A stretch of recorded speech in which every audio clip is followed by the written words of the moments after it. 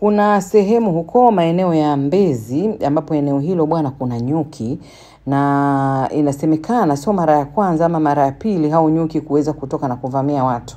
Inasemekana pia mwaka jana tukio lilishawahi kutokea la namna hiyo hiyo, nyuki waliweza kuvamia watu na kuweza kuwajeruhi. Sasa kilichotokea bwana hapa juzi kati pia nyuki, kwa sababu nyuki kwanza hawa wako njiani, na mbaya zaidi njia hiyo ni njia ambayo iko karibu kabisa na eneo la shule. Kwa hiyo watoto wa shule wanapita. Sasa katika kupita kwa watoto, kwa bahati mbaya mtoto mwenye umri wa miaka 6 na ndio kwanza alikuwa yani bado mdogo, yuko kwenye elimu yake ya awali, aliweza kungatwa na nyuki hao na kupelekea kufariki dunia. Sasa majirani wamezungumza, nyuki hao hata sijui ilikuwaje. Kuna ambao wanasema kwamba mbwa sijui alipita akawagusa, sijui kitu gani kilitokea, kwa sababu wanasemaga nyuki hawezi kutokeza tu kama hajachokozwa. Kwa hiyo kuna nafikiri ni mbwa sijui alipita akawagusa, kwa hiyo wale nyuki wakatapakaa. Kwa katika harakati za kutapakaa wakaenda kuvamia watoto. Watoto wengine waliweza kuokolewa, lakini inasemekana huyu mtoto mmoja, mtoto Johnson, yeye aliweza kusahaulika na hatimaye nyuki wakamvamia wakamngata sana, na hatimaye alipokuwa anakimbizwa hospitali kufika huko akafariki dunia huyu mtoto. Sasa tuwasikilize majirani wa eneo hilo walikuwa wanazungumza hapo. Kwa majina anaitwa Evergreen Ngesia Tarimo. Ni mkazi wa Mbezi Juu Ndumbwi. Hapa tuna msiba wa kijana wetu, mtoto mdogo Johnson. Alikuwa anatoka shule siku ya tarehe 14. Nyuki wakamvamia akiwemo na wenziwe. Wapita njia na marafiki wakawajaribu kumuokoa mtoto, akakimbizwa hospitalini. Hali ikabadilika mpaka tarehe 15 alipofariki.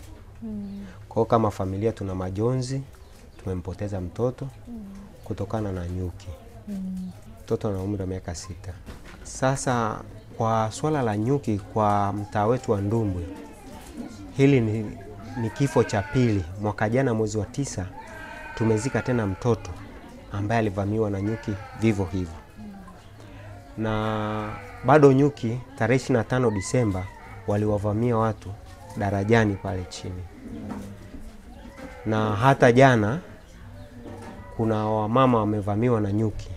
Kwa nyuki wapo wengi, na tumefanya utafiti tukagundua yupo mtu anafuga nyuki hapa jirani. Kwa tunaomba maliasili kupitia serikali yetu wahakikisha wanakuja kutusaidia, kwa sababu ni kiu ya kila mzazi mtoto wake aje amzike. Hakuna mzazi anatamani kumzika mtoto wake. Kwa hiyo kama familia hili jambo ni zito, linaumiza. Tunaomba serikali isikie kilio chetu, waagize maliasili kwa wakati waje, kwa sababu hata leo asubuhi watu wamevamiwa pale darajani. Ina maana kipande hiki chote nyuki wanazunguka. Na kama wapo watu wanaofuga nyuki, wakatazwe. Haya maeneo ni ya makazi, sio kufuga nyuki.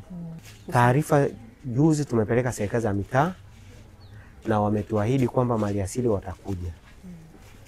Sasa tunaomba kupitia vyombo vya habari ishinikize hatua za kitaratibu za kiserikali zichukuliwe kwa wakati, ili tuepukane na maafa zaidi. Watoto walikuwepo watoto kama 5 akiwemo na mwalimu. Mtoto mmoja wa kwetu ndio amefariki, mwingine bado amelazwa. Wengine waliruhusiwa siku ile ile. Walioweza kuokolewa waliokolewa. Watoto walioweza kukimbia walijinusuru. Sasa huyu ni mdogo, alipong'atwa yeye alilia akiwemo na wenzio, wakadondoka chini. Ni jambo ambalo linaumiza sana. Hili tumesikitishwa kwa kweli. Na mpaka sasa hivi hatujui hatima yake. Sababu kulikopatikana haya madhara ni kunapita watu na wanaishi watu, na watoto wanahitaji wasome huko.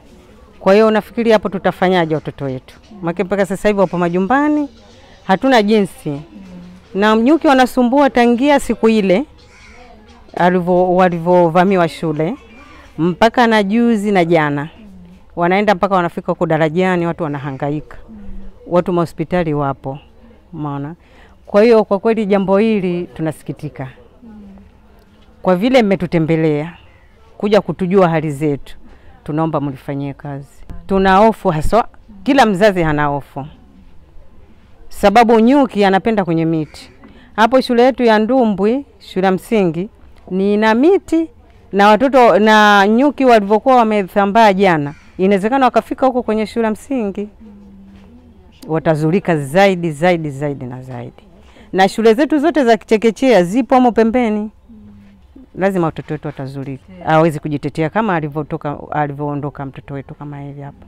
Ingekuwa ni mtu wa kujitetea, angevuka na hili jambo, lakini hakuweza. Ni mara ya pili. Mwaka jana alifariki mtoto huko juu. Huyu ni wa pili. Na wengine bado wapo hospitali, hatujui hatima yake. Kwa kweli kama mzazi kwanza inauma kwamba mtu ubebe mimba miezi 9, uzae mtoto kwa uchungu, ulee mtoto mpaka imefika miaka 6, uogeshe mtoto wako asubuhi aende shule, unakuja kuitwa mtoto ameshakuwa na hali kama hiyo. Yule mtoto nilimuona alivoleta hospitali ya dispensary. Yaani kwa mama tu ambaye umezaa inaumiza. Mtoto alikuwa na hali mbaya kweli kweli. Sasa jamani, kama kuna ufugaji wa nyuki, mimi ninavyojua haufanyiki kwenye makazi. Ufugaji wa nyuki unafanyika misituni. Na kama basi hao nyuki wamekuja sio wa kufugwa, labda wamekuja tu wamevamia kwa sababu labda kuna vichaka, basi tufanywe kazi, tusaidiwe, kwa sababu sasa hivi unaogopa hata mtoto kukaa nje. Tunakimbizana. Hata sasa hivi kuna mtu alikuwa anaongea hapo anasema kuna watu wamekimbizwa hapo dakika 0 tu hizi zilizopita. Sasa tutaishije? Na watoto wataishije? Na watoto wanaenda shule. Tunataka kufanya kazi. Utaacha watoto nyumbani, utarudi utakuta hakuna mtoto. Kweli inapendeza hivi? Inaumiza. Tunaomba msaada kwa kweli. Swala la nyuki limeanza muda mrefu hapa katika mtaa wetu na nishawaikuta madhara na kifo kabla ya leo. Lakini limekuwa ni swali linaloendelea sasa. Nyuki wamekuwa ni wengi mtaa huu. Na leo hii asubuhi mimi nimelazimika kuzunguka wakati natoka kanisani. Nimezunguka ngambo ya ule mto kukwepa hao nyuki. Asubuhi ya leo saa 1:30 hivi. Kwa hivi kulikuwa na changamoto ya hao nyuki. Lakini kitu ninachokiona watu wengi hawana elimu kuhusu nyuki au hiki kinachoitwa maliasili. Kwamba inapotokea watu wajihadhari ama wajihami kwa namna gani. Kwa hiyo inapaswa kutolewa elimu kwamba watoto wakiona nyuki au mazingira yenye nyuki watoto wafanye nini. Mara kadhaa watoto wamekuwa wakichokoza nyuki. Ila kwa hawa nyuki hawajachokoza, wanatimka tu. Inawezekana ni kwa sababu ya hali ya hewa ya joto. Umeelewa? Na mahali walipo hapo nyuki kuna nyuki wako hapa na kuna nyuki wako huku. Kila mahali kuna nyuki sasa hivi. Sehemu kubwa sio wanafugwa. Ni nyuki tu wanazagaa kwa sababu wakati mwingine unaweza kukuta mti umekauka na chini pale ile mizizi imeshalika kwa maana imeliwa na mchwa.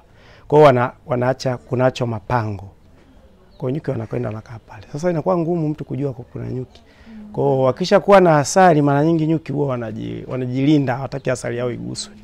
Kwa hiyo unaweza kupita pale ukaona nyuki wamepigwa, kumbe wanahisi ukipita pale labda mtu anataka asali na vitu kama hivyo. Kwa hiyo watu kikubwa, serikali na mamlaka zinazohusika hasa idara ya wanyamapori au maliasili itoe elimu kwa upana wake kabisa, jamii ielewe. Kunapokuwa na nyuki au mtu akiona nyuki au kutokea hiki au likitokea tetemeko mtu afanye nini?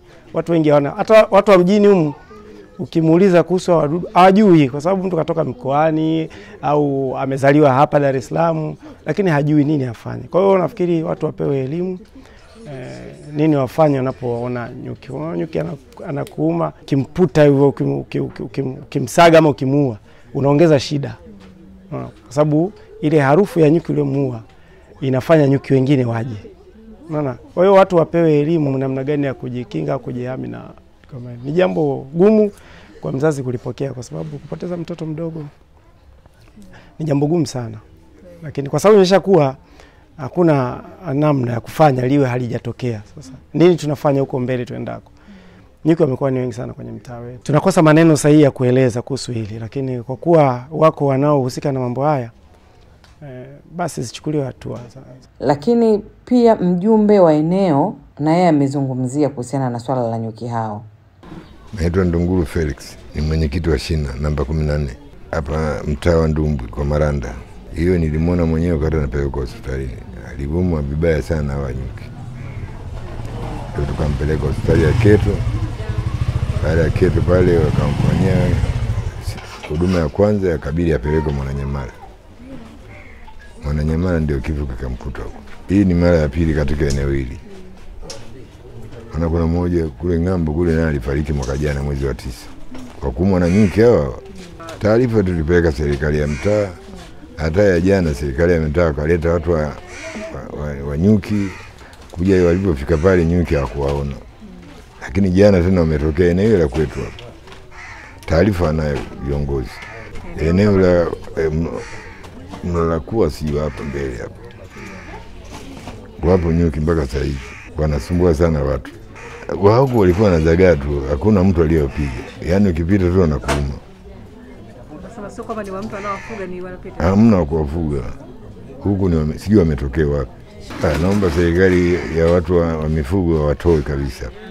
Kwa mtoto wakati tunampeleka hospitali hali yake ilikuwa je? Alikuwa amevuliwa usoni ama mwili mzima? Yaani yule aliumwa sehemu zote, kichwani, miguuni, yani ndembe. Lakini pia tulibahatika kwenda karibu na shule ambako kuna mama shuhuda pia, naye alikuwepo siku ya tukio, ambaye naye alijeruhiwa pia na hao nyuki. Jina langu naitwa Joyce. Taharuki ilitokea kwenye saa 10. Alikuja mbwa akafika hapo. Yule mbwa mtoto kama huyu akampiga jiwe. Huyu mbwa akapita chini huku kwenye magugu. Sasa huyu mbwa kumbe alivyofika kule aligusa wale nyuki. Wale nyuki ndio wakasambaa mtaa mzima. Huku kwetu wakaja shuleni wakaingia, na wakati huo watoto wanatoka shule. Kwa watoto wale walikimbia tu. Mwalimu hakuweza kushika mtoto. Mwalimu huku kwangu alikuja na watoto 2. Anakimbia pale, nikamwambia hata huku wapo, lakini njooni tukae huku. Tukaingia ndani, tukawa tuko ndani, tuna watoto 2. Nyuki wanatushambulia vibaya mno. Hakuna mtu alitokea. Baadaye kama nusu saa walikuja vijana 2. Wameshika mti, ile miti wameiwasha moto.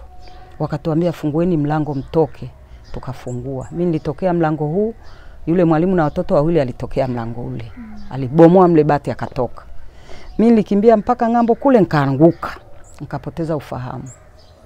Nilikaa pale chini nusu saa, hakuna mtu alisogea.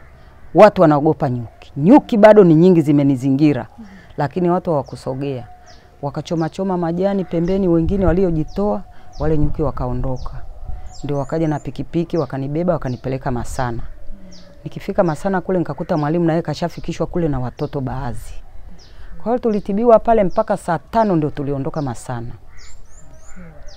Lakini nimerudi hapa nyumbani, unaona huku ni matairi yaliyochomwa moto. Lakini bado na kesho yake zilikuwepo, bado zinapita bado zinatungata, ila sio sana. Lakini zilikuwepo. Hawa nyuki mama wanatoka wapi? Ni mtu anafuga ama ni? Hapana, zile nyuki hazifugwi. Zile nyuki ni zenyewe tu ziliweka kituo. Hapa kwetu ni mara ya kwanza. Ila hapo juu hapo nako zilitokea tena zikaua mtoto. Lakini hapa kwetu ni mara ya kwanza, na hapo juu kwao nayo ilikuwa mara moja. Walikuja nao maliasili walikuja, wakasema tutatuma watu. Leo tumewaona vijana 2. Ila wamesogea kuangalia sehemu ile, wakakuta nyuki bado wapo wakakimbia. Nilikuwa naomba kuwa kama kuna uwezekano wa kufanya utafiti, wajue kituo chao, watoe kabisa waondoke. Maana wataendelea kuzuru watu, sio mimi tu na wengine. Mtaa mzima waliumwa na nyuki. Sio hapa kwangu tu. Mimi saizi naendelea vizuri, ila kichwa hakijakaa vizuri. Waliniuma sana kichwani na usoni. Ila nashukuru matibabu niliyopata naendelea kupunguza maumivu. Lakini kwa bahati nzuri, kwa mujibu wa viongozi wa hapo, wanasema ilibidi waende kutoa taarifa kwa maafisa wa wanyamapori wahusika wa hayo mambo ya wadudu kama hivyo, ili kuweza kufika, kama kuna mzinga kuweza kuutegua ama kuutoa hapo, ili kuweza kuondoa athari. Kama unavyojua uko karibu na shule, ni watoto sana ndio ambao wanapita eneo hilo.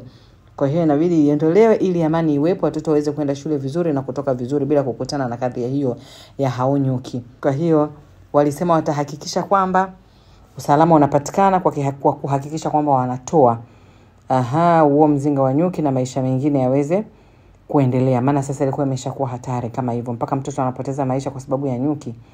Inakuwa ni mtihani kwa kweli. Usiache kutembelea katika YouTube channel yangu ya Habib, lakini pia usiache kusubscribe.